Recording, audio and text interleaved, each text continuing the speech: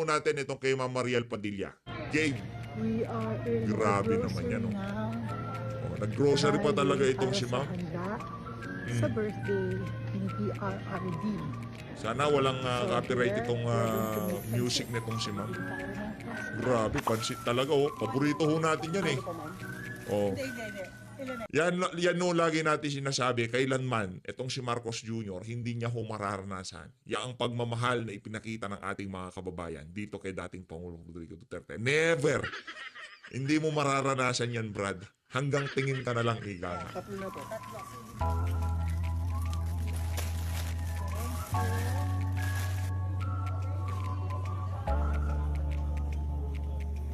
Saludo kay Ma'am Mariel Padilla, ha? For our pansit Ibang klase naman yan. Kaya pala naka-green itong si Ma'am Mariel. and lumpiang Shanghai. Wow, sarap, ha? Lahat.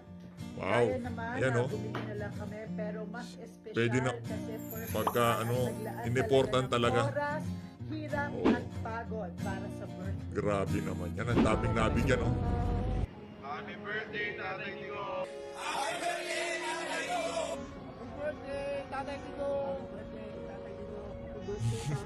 Nakakatuwa ho itong ginawa natin ni Ma'am Mariel. Saludo, Ma'am Mariel, ha? Saludo ho tayo dito kay Ma'am Mariel. Hindi lang maganda, talagang mas ginalingan pa niya. Happy birthday, Tatay Tigo! Ayos. Ang galing. Nakakatuwa naman. Happy birthday! Ay, naku, ito si Idol to, eh. Si Idol to, eh. Si Senator Robin Padilla to, eh. Tatay Tigo!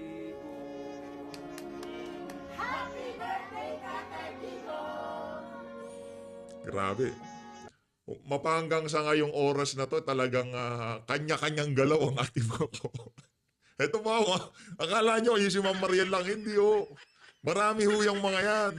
Hindi pa nga sobrang dami ho, hindi na ho natin malaman kung sino yung ilalagay natin sa video natin. Pero sa mga susunod na video, talagang ipapalabas ho natin yan. Isang linggong pag-ibig, ika nga. Isang linggong birthday greetings. Kung gaano katagal yung Zero Remittance Week ng ating mga kababayang OFW. Ganong katagal ang pagbati ng ating mga kababayan dito sa video na to. O, itong si Sir. O, banatan mo, Sir. Tatay Digo, we miss you. We will return your justice once and for all. Thank you for protecting us always, Lord. Pambihira. Happy Tatay Digo.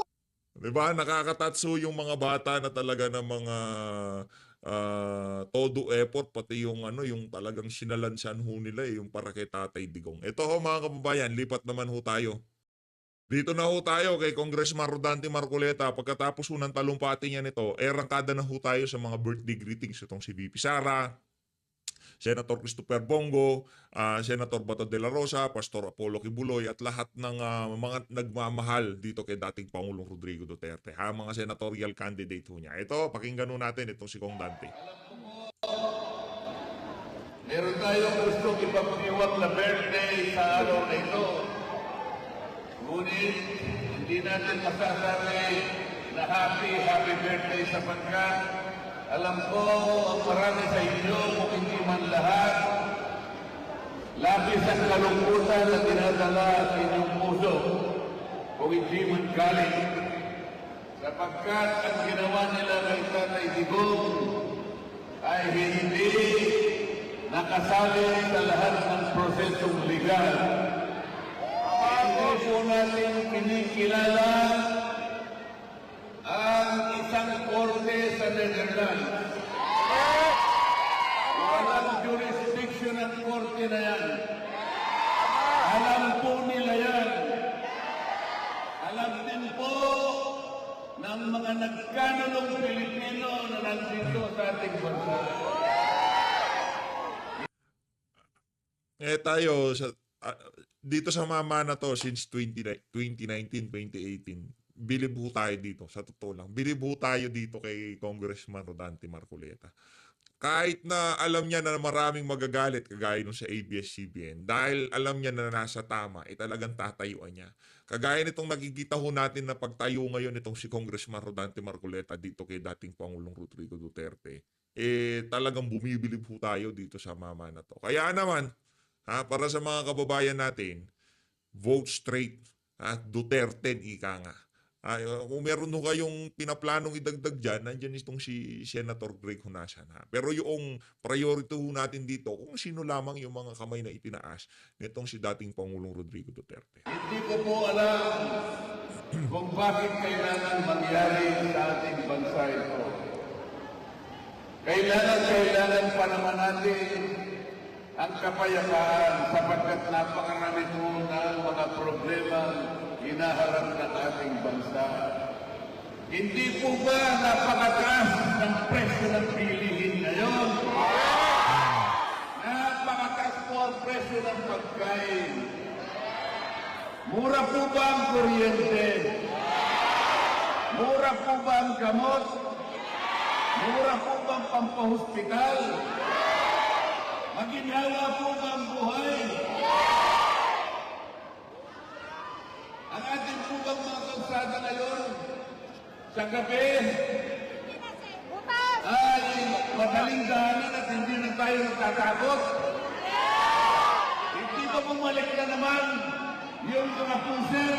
Sapagkat wala na Galit din ho yan sa droga, yung si Congressman Rodante Marcoleta, pagdating ho sa usaping illegal na droga, lalo na siya sa shab-shab, galit ho yan.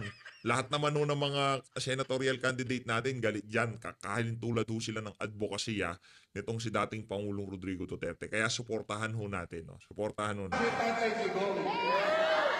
Ngayon po dapat sana sineselebrate natin ang kanyang ikawalumput kaarawan.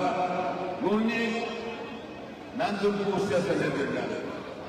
Mag-isa, nalulungkot, at meron tayong pangamba sa kanyang kalusugan. Ngunit alam ko, si PRRD ay isang matapang na leader. PRRD is the image of courage and sacrifice. PRRD is the embodiment of a leader who will restore the justice, who will restore the majesty and the rectitude of our laws. PRRD is the leader who gave his all but asked for nothing. Ganun po talaga ang leader na nagmamahal. Binigay niya ho lahat ng walang kapalit. Iyon ho talaga si dating Pangulong Rodrigo Duterte. Alam mo, pagka naririnig natin yung sinasabi niya, naging presidente ako, ni isang poste sa bahay ko, wala akong ipinalagay. Yung iba nga ho dyan, di naman presidente eh. Tipong renovate sila ng renovate dyan sa Malacanang, di ba? Yan o, ganyan o yung mga ano, yung tipong, ano pa gagawin, titira kayo dyan? Pambira talaga o. Saludo, Kong Dante, Ang saludo. huwag na hukuman na kung tawagin ang ICC. Ito po ay walang jurisdiction sa ating bansa. Ipaglalaban po natin yan kahit nakakatasan ng daigdig. Hindi po nila tayo pwedeng lukuhin. Ang Pilipino po ay merong kasarinlan. Ang Pilipino po ay merong soberenya. Hindi makatarungan ang ginawa nila kay Tatay Digong. Tingnan po ninyo yung presidente ng Russia, ni Vladimir Putin. Nauna pa po yung warrant of arrest na inisyo ng ICC. Pinadaan din sa Interpol. Pero hindi hinuhuli si Vladimir Putin. Napakaraming napatay sa Ukraine sapagkat gumagamit ng missile. Kahit sino, kahit sanggol, kahit bata, matanda, babae, kahit sino, kahit ospital, kahit eskwela, kahit pasabugin, ginagamit nilang pantigma. Ito yung tinatawag na crime against humanity. Ganon din ang nangyari sa Presidente ng Israel, Benjamin Netanyahu. Meron din na unang warrant of arrest na inisyo ang ICC. Pinadaan din sa Interpol. Bakit hindi nauhuli? Hindi na kaya. Sapagkat walang isa man sa kanilang mamamayan maging Russian o maging Israeli na nagipagsapwatan sa ICC. Pilipino lang ang nagipagsapwatan. Kahit wala yung warrant of arrest na una pa na inaresto ang Pangulong Duterte. Nung isang araw po, nag-usap kami ng isang online secretary. Nakasalig sa santunin ng ICC. Kung kailangan natin questionin ang prosesong legal, maaaring substantive ang iba. Pumirma po kayo sapagkat online yun at ipadadala natin sa ICC. Kung ako po lamang ay accredited na abogado ng ICC, kahit konti lamang po ang nalalaman ko tungkol sa batas. Kaming dalawa, ni Senator Redolph Jimmy Bondo, kami pong dalawa ay magpapulutoy na pupunta sa ICC. Parehong abogado ho kasi ang dalawa na yan. Hindi lang ho sila kasi kailangan muna merong accreditation ng ICC. Ang daming kaartihan eh. Padala na natin si Kong Dante doon. Diba? Si Kong Dante na maging abogado ni Tatay Digong. Mas malupit ho ito eh. Kaya niya hong anuin to, yung hindi makakapalag sa kanya yung mga ano doon, yung mga abogado doon. Pagka ito nagsalita, ako, yari sila, lalo na dito kay attorney Jimmy Bondo. Pero ang dami pa ho kasing ano eh, dapat kinikilala kayong abogado ng ICC, dapat meron kayong ganito, meron kayong ganito. Abogado, yan abogado yan. Yan dapat, siyang ayon ho ba kayo, dapat itong si Kong Dante ang ipadala natin doon. Silang tatlo, Attorney Vic, Attorney Jimmy, at Attorney Marcoleta. Ang big three, no? Ibang klase. Siguro pagka sila dumating doon, mayayanig ang ICC. Ito na yung mga abogado ni Tatay Digong. Mga Pilipino lang. Hindi. Abogado di Campanilla ho yung mga yan. Hindi ho basta-basta yung mga yan. Si Attorney Vic, nakita nyo naman ho, pagka nagsalita yan, talagang sumasalansan ho yan, higa nga. O yan si Congressman Rodante Marcoleta, nakita nyo ho kung paano niya sinalansan ang ABS, di ba? Yung mga violation nila. Naku, walang makakalusot dyan. Kaya kung pwede lang silang ipadala doon, sila na lang ipadala natin doon. Sila ang magtanggol dito kay Tatay Digong, di ba? Mahuhusay ho yung mga yan. Wala ho tayong tulak kabigay sa mga abogadong kasali sa Duterte. Sa Duterte lineup, ika nga. Wala ho tayong tulak kabigin sa mga yan. Lambino, Hinlo, mahuhusay ho yung mga yan. Pero itong mga nabanggit natin na to, talagang pagkayan pinadala sa ICC. Naku, talaga naman. Kayong dalawa na lang makipaglaban. Ibalik natin dito ang ating Pangulo. Wala siyang kasalanan. Alam po niyo yung kasalanan na lang. Minahal niya ng labis ang ating bansa. Yun! Oh, solid talaga tong si Kong Dante. Galing! Yung mga puser, yung mga tractor, sisirain nila ang ating lipunan. Ayaw na yun. Ayaw niyang sirain ang kinabukasan ng ating mamamayan. Kaya nilabanan na yun. Maaaring meron namatay sapagkat hindi naman sila susuko ng basta-basta. Lalaban na mga yan. Mga kriminal yan mga yan. Pero bakit? Bakit po walang proseso ang naganap na paghuli sa yung team ng mga senador sa kabila sa kanilang po ninyo. Bakit hindi sila kumikibo? Parang wala silang nakita. Parang wala silang narinig. Parang walang nangyari sa kabila. Boom! Ano kayo ngayon?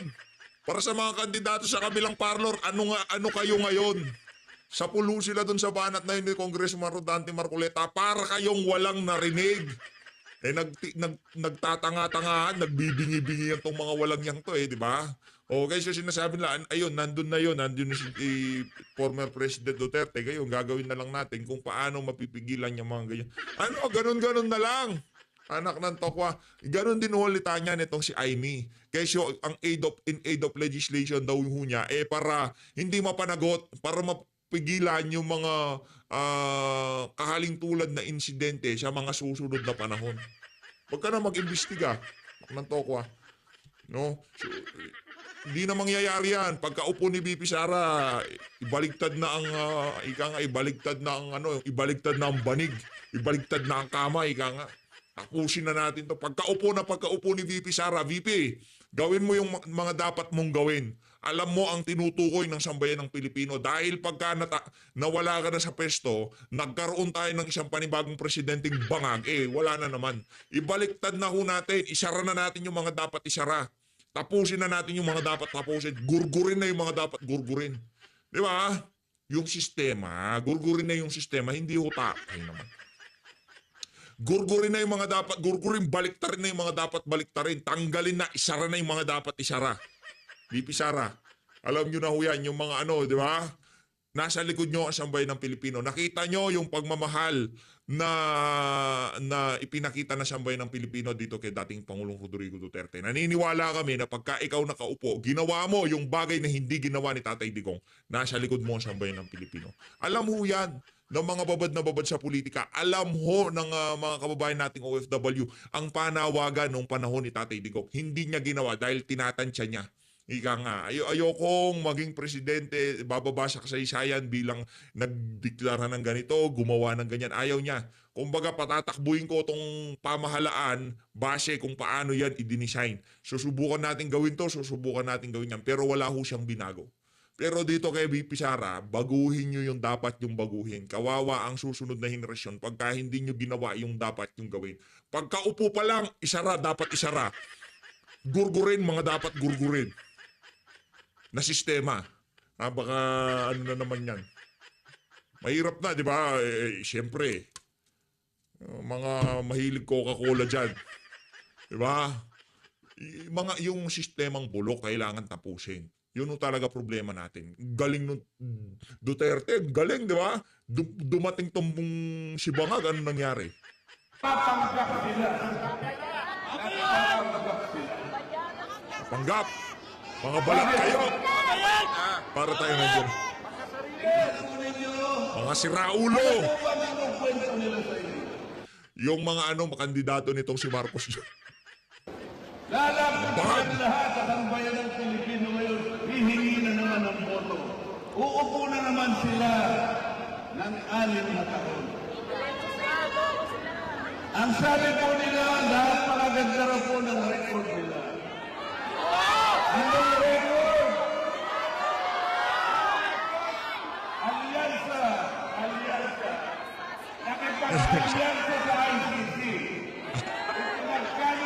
Ano to? Tama ka naman si Kong Dante. Alyansa. Sa sobrang kabangagan, pati sa mga banyaga, nakikipag-alyansa. Ang sarili ng kababayan, aking Pangulo. Ano pong gagawin natin? Ano pong gagawin natin? Vote straight, vote straight. Meron Duterte. silang naman sa pagkaka-impeach ng Vice President. Sila lang na nakakaalam kung bakit in-impeach ang Vice President. Kahit walang patayan, kahit walang regular na proseso ginawa, nagpuluwa sila na sila nag-audit yung doon sa confidential funds ng Vice President. Ang sabi ko po sa kanila, bakit tayo mag-audit yung mga pondo? Ang House of Representatives ba ay auditor? Sabi ko, hindi. Wala po tayong karapatan na samsamin yung mandato, yung authority ng Commission on Audit. Sila lang po ang binigyan ng karapatan ng ating pamahalaan na mag-audit. Biglang na lamang pong nag-audit ang House of Representatives. Akala mo marunong mag-audit. Bigla silang naging fiskal. Bigla silang naging hukom. Parang wala na pong batas sa ating bansa. Kapag sinasabi ko po sa kanila ito, hindi naman nila kayang mga tuwiran. Hindi naman nila kayang makipagdibate. Ang gagawin na lang ang guguluhan. Nakita ka ba ulit sa pihopya na kinakain ko? Kakagawin nila rin. Inasgaw nila ako sa lahat ng aking committee. Saludo ako Dante Lagi natin pinapakinggan ang speech ng ating mga kandidato. Pero dito sa nangyari na to kay dating Pangulong Rodrigo Duterte, wala nang, kumbaga, yung kampanya namin, bahala na yan.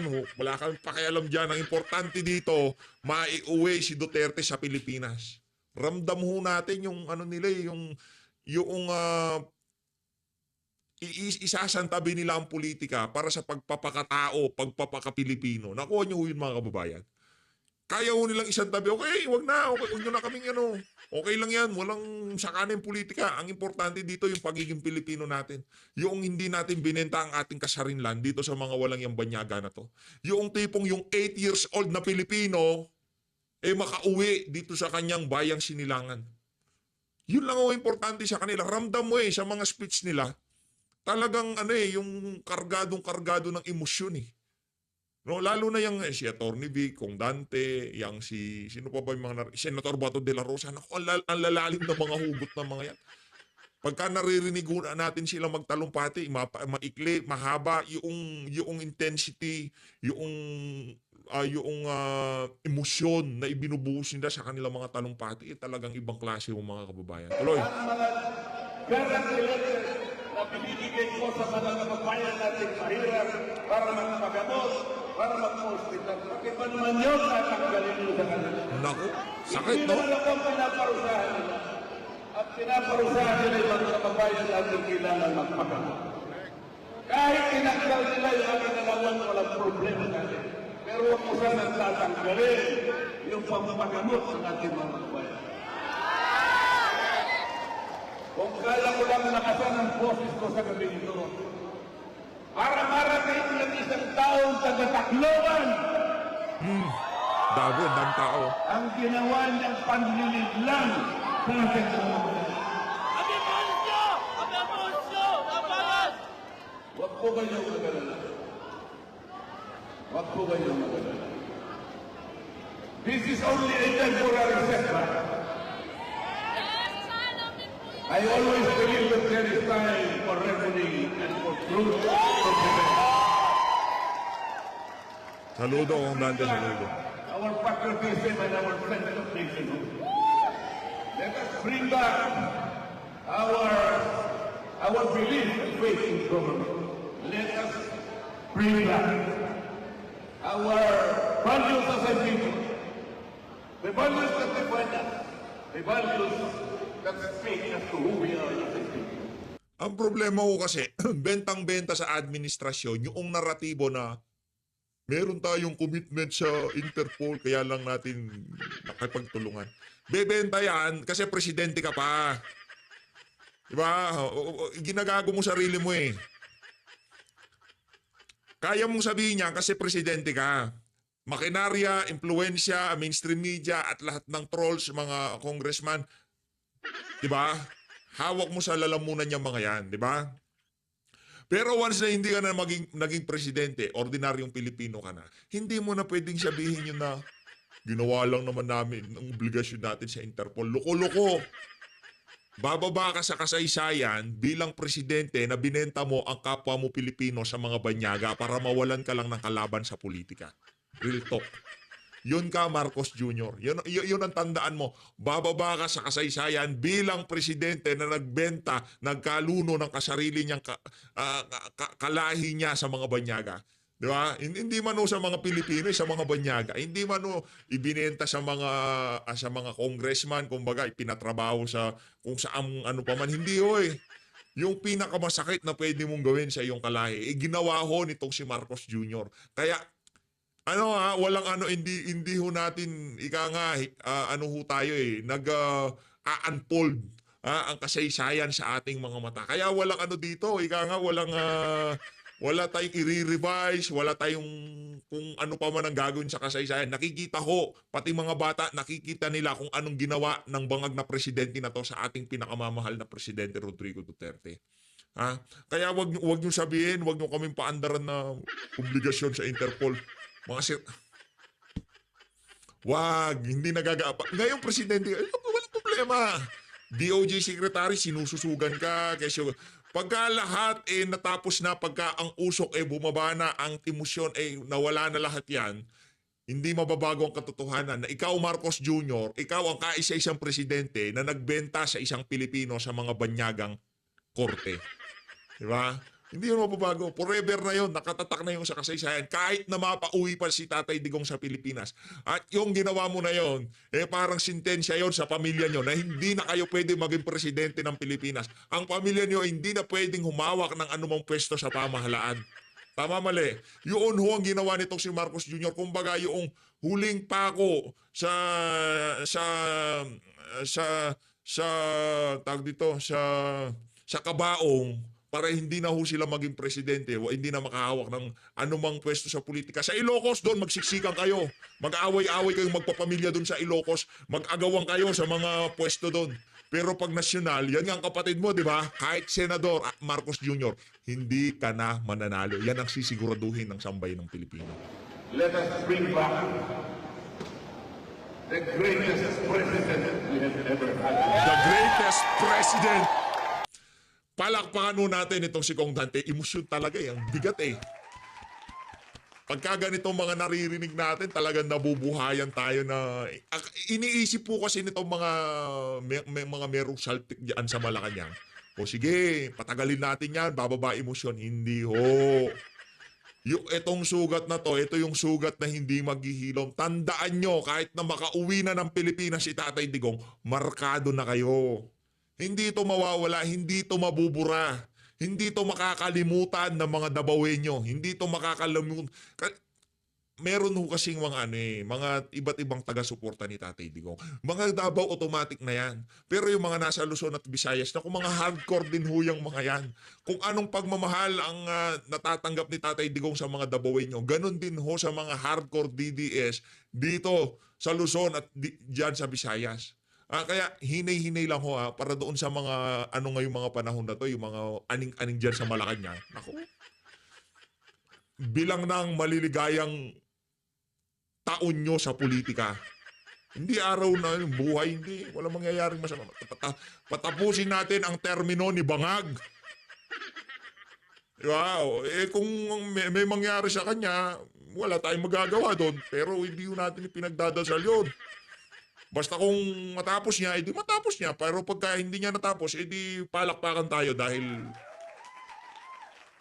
masasara na yung mga dapat isara. Yung mga ahensya na walang kwenta, 'di ba? Kagaya ng poverty alleviation.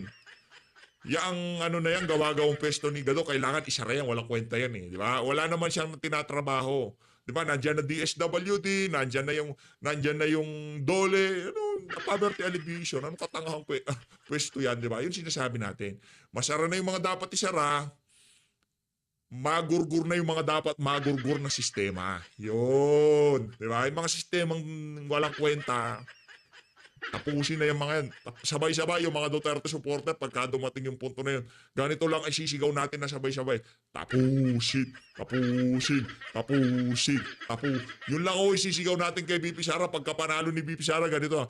Tapusin. Yun lang ho. At alam na ni BP Sara kung ano ang panawagan ng sambayan ng Pilipino. Dahil pagka hindi natin tinapos tong bulok sa sistema na to, naayos ni BP Sara ng 6 na taon, merong nakaupong bangag, tapos na naman tayo dyan. Yari na naman tayo, anak ng toka. Balik na naman tayo dito. Magiging aso ng Amerika, walang direksyon ng Pilipinas, hindi natin malaman kung gegera tayo sa China. Bullshit na yan. Maraming salamat po sa inyong lahat. Ay, papasalamat ko na pala si Ganda. Alam ko po na nagtatalo-talo ang kalooban. Ngunit, alam ko po na hindi po babayaan ng Panginoon Diyos ang ating bansa. Totoo yan. Tayo po ang mangingibabaw pagdating ng tamang panahon. Hindi na ho natin napanood tong MVP. Sa susunod na video na lang. Napasarap na naman ang muntahan natin eh. Ito na. Yung ating boto gamitin natin, sandaling panahon na lang. Sandaling panahon. Paano ba pagka ginamit natin yung ating boto, bigla ang nangyari, nagkadayaan. Bumoto kami ng tama, pero yung bilang mali. Paano yun? Anong gagawin natin? O hindi naman tayo pwedeng pumunta sa Comelec, papaligiran lang naman ng mga pulis yan. Diba? Pagka nagkaroon ng dayaan, sasabihin nila walang dayaan. O, nag-aklas sa sambayan ng Pilipino, nagpunta ng Comelec, nagpunta kung saan-saan. O anong gagawin ni Torre, anong gagawin ni Marbil? Tatakutin lang ang mga Pilipino. Tama ang boto, kaso yung bilang mali, yun ang problema. Iisang partido lang, PDP laban. Iboto ninyo. Iisang partido. Vice President, PDP laban. Tres, Sorry. kung ayaw ninyo na makulong ang ating Pangulo, ayaw natin lahat. Kung gusto ninyo sa balik natin sa lalong madaling panahon, straight PDP laban. Straight PDP. Palakpakan natin tong si Congressman Rodante Marcoleta, ibang klase. Straight PDP tayo, straight PDP. Kami pong lahat ay iboto nyo, kailangan po natin ang bilang. Sa inyo nyo lang ho maririnig yan. Sa kanila nyo lang ho maririnig yan. Yung tipong, iboto nyo to, iboto nyo kami lahat. Pero sa alyansa ano? Ako ganito ako ganyan ako. Pagka nagsalita si Marcos, hindi niya malaman kung ano sasabihin niya. Bangag pala, anak ng toko, di ba?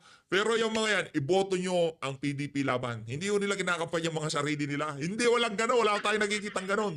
Meron bang gano'n na nasa PDP na makasarili? Yung kinakampanya lang sa sarili niya. Wala, di ba? Wala namang gano'n, di ba?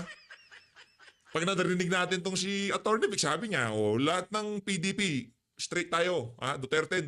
Ayan si Doc Richard Mata, ayan si Pastor Apollo Quibloy. Duterte. Kung Marcoleta, Duterte. Meron bang makasarili? Meron ba tayo kasama sa lineup na yung tipong may sariling galaw? Wala naman, di ba? Yan ang mga kandidato ng Tatay Digong. Meron ba? Di ko alam. Meron ba ganon? Di ko nakikita eh. Basta alam natin yung si Senator Jimmy Bondoc. Ano yan? Duterte. O yan si JB Lo. Duterte. Lagi naririnig natin yan, di ba? Meron bang ganon? Sariling galaw? Di ko alam. Ito. Tuloy natin to. Kailangan po natin ang bilang. Ako po bilang isa, ilalapag ko po lahat ito. I can debate with them, all of them. Kahit hanggang saan. Ang ganda ng modulation ni Kung Dati dito. Alam kong hindi mananalo yung mga yan. Wala naman silang ipapanalo kahit House of Representatives. Kaya nila mo ginugulo. Ngunit, pagdating ng araw, gagamitin nila yung botohan. Doon po dapat manaig yung number. Kailangan po nila yung 16 na boto. Kaya kailangan dagdagan po ninyo ang iboboto nyo kung kinakailangan. Iboto lahat. Straight. Hindi bilang. Yo! Salamat po sa inyo. Yun o. Hindi po ako na Number one ho lahat sa atin yung mga yan. Sina Senator JV, sina Kong Dante, Atty. Vic, Pastor Kibuloy. Number one ho lahat sa puso natin yung mga yan. Higa nga yan. Siyempre, si Atty. Jimmy Bondoc, palakpakan ho natin. Siyan pa ba ang makakalimutan? Higa nga, hindi ho natin. Ano ho yan? Kumbaga, solido ho tayo dyan sa mama na yan. pagpapagod kahit ako'y galing pa sa malayo. Kahapon po nandun ako sa Puerto Princesa, ganito rin po ang sinasabi ng ating mga kababayan. Galit, pagsisikip ng dibdib. Pagsisigit Kanina natin. umaga nandun po ako sa Sikyo, ganun din po ang kanilang kababayan. Tumagete kanilang galit ko, ganito rin po. Alam ko po, alam ng Pangulong Duterte ang nangyayari sa atin. Kaya kahit na po siya'y matanda na, kahit alam niya na meron siyang karamdaman, hanggang sa ngayon pinipilit niya na ilaman ito sapagkat wala nang inisip ng Pangulong Duterte kung hindi ang kapakanan ng kanyang bansa at ang kanyang bayan. Huwag natin siyang iiwan. Huwag natin siyang pababayaan sapagkat siya po sa kalagayan na ngayon. Inilalaban niya tayong lahat. At kami po sa inyo lahat. Salamat po sa inyo. Saludo, Kong Dante. Mabuhay ka, ha? Mabuhay ang itong si Congressman Rodante Marcoleta.